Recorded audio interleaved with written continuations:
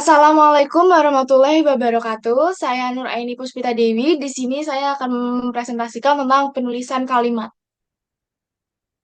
Kalimat adalah satuan bahasa terkecil dalam wujud lisan atau tulisan yang mengungkapkan pikiran yang utuh. Menurut Sultan Takdir Alis Jahbana, kalimat adalah deretan kata-kata yang memiliki arti lengkap. Kalimat memiliki ciri-ciri awal memakai huruf kapital dan diakhiri dengan tanda titik. Dari segi bentuk, kalimat adalah konstruksi sintaksis terbesar yang terdiri atas dua kata atau lebih. Putrayasa menjelaskan bahwa kalimat adalah satuan bahasa terkecil yang berupa klausa yang dapat berdiri sendiri dan mengandung pikiran lengkap. Menurut Notyani, kalimat adalah satuan bahasa terkecil dalam wujud lisan atau tulisan yang mengungkapkan pikiran yang utuh. Hal tersebut juga seperti yang dijelaskan oleh Supriyadi, bahwa kalimat adalah sebagian terkecil ujaran atau teks yang mengungkapkan pikiran yang utuh serta secara ketatabahasaan. Selanjutnya yaitu pola dasar kalimat. Kalimat dasar adalah inti kalimat yang terdiri atas satu klausa terdiri atas subjek, predikat. Dapat juga terdiri atas subjek, predikat, objek. Unsur-unsur dalam inti kalimat lengkap mengikuti urutan yang paling umum dan tidak mengandung pertanyaan.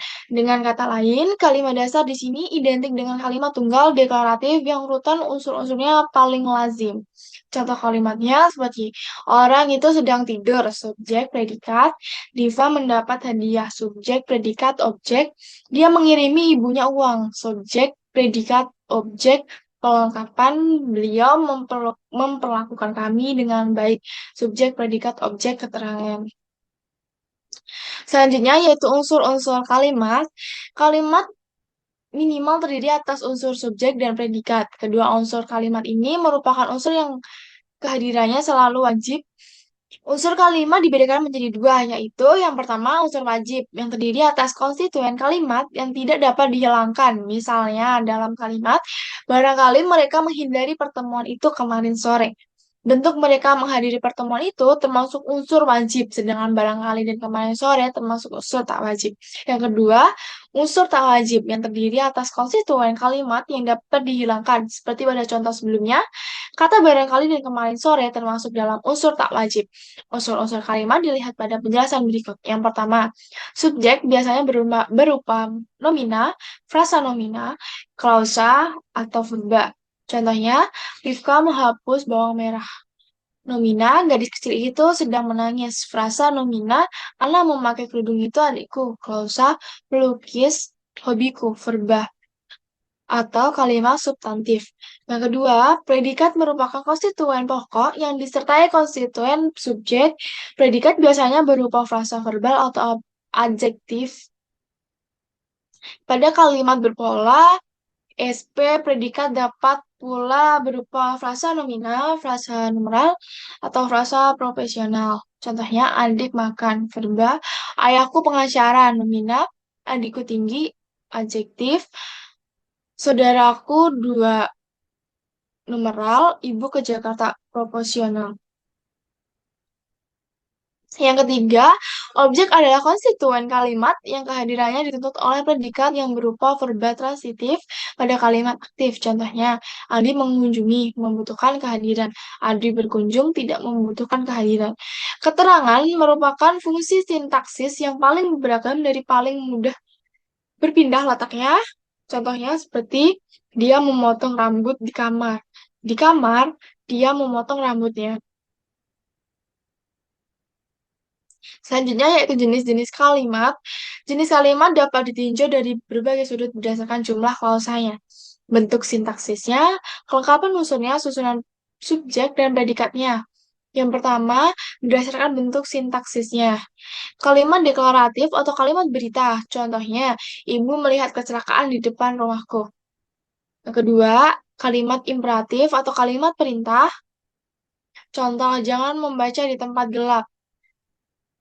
Selanjutnya, kalimat interrogatif atau kalimat tanya. Contohnya, dia sedang menunggu siapa? Kalimat eklamatif atau kalimat selu. Contohnya seperti Amboy, Amboy, indah sekali pemandangan di kota ini. Yang kedua, berdasarkan jumlah klausanya. Kalimat tunggal adalah kalimat yang hanya terdiri dari satu klausa. Contohnya, ayah membakar ikan nila di dapur. Yang ketiga, berdasarkan kelengkapan unsurnya. Kalimat lengkap disebut juga kalimat mayor, merupakan kalimat yang sekurang-kurangnya mengandung dua unsur, inti, S, dan P. Contoh, ayah pergi. Selanjutnya, kalimat tak lengkap disebut juga kalimat minor, merupakan kalimat yang hanya mengandung satu unsur pusat S atau P saja. Contohnya, pergi. Berdasarkan jenis kata predikatnya, kalimat verbal yaitu kata kerja. Kalimat aktif adalah kalimat subjeknya melakukan pekerjaan, subjek pelaku. Berdasarkan, yang kelima, berdasarkan bentuk ujarannya, kalimat langsung, ujaran orang. Contohnya, ibu berkata, kemarin nenek ke Yogyakarta.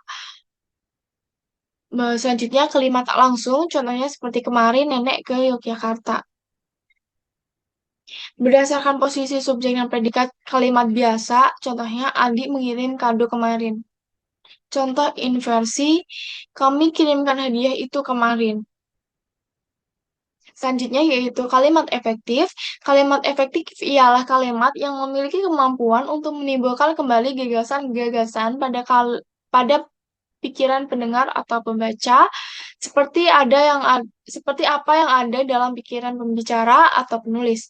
Kalimat efektif juga merupakan kalimat yang padat, singkat, jelas, lengkap, dan dapat menyampaikan informasi secara tepat. Dengan kata lain, kalimat efektif adalah kalimat yang benar, baik dari segi tata bahasa maupun makna. Berikut beberapa hal yang memengaruhi suatu kalimat dapat dikatakan efektif. Yang pertama, kesepadanan.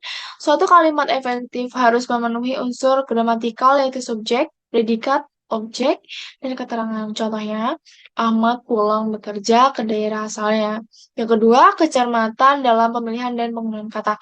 Kalimat efektif tidak boleh ambigu, menimbulkan makna atau tafsiran ganda. Contohnya, mahasiswa perguruan tinggi yang terkenal itu merupakan hadiah undian mobil dari salah satu bank swasta nasional.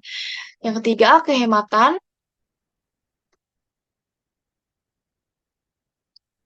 Kehematan dalam kalimat efektif maksudnya adalah hemat dalam menggunakan kata, frasa, atau bentuk lain yang dianggap tidak perlu, tetapi tidak menyalahi kaidah atau kaidah tata bahasa. Hal ini disebabkan penggunaan kata yang berlebihan akan mengaburkan maksud kalimat. Untuk itu, ada beberapa kriteria yang perlu diperhatikan, yaitu menghilangkan pengulangan subjek dan menghindarkan kesinoniman dalam satu kalimat. Contohnya seperti, karena dia tidak ikut belajar bersama di rumahku.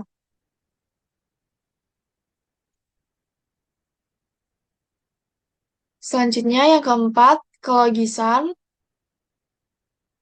Kelogisan ialah bahwa ide kalimat itu dapat dengan mudah dipahami dan penulisannya sesuai dengan ejaan yang berlaku. Hubungan unsur-unsur dalam kalimat harus memiliki hubungan yang logis atau masuk akal. Contohnya, untuk mempersingkat waktu. Kami lanjutkan acara ini. Yang kelima, kesatuan atau kepaduan. Kesatuan atau kepaduan berarti bahwa pernyataan dalam kalimat ini memiliki kepaduan sehingga informasi yang disampaikan tidak terpecah-pecah. Ada dua yang perlu diperhatikan untuk menciptakan kepaduan kalimat.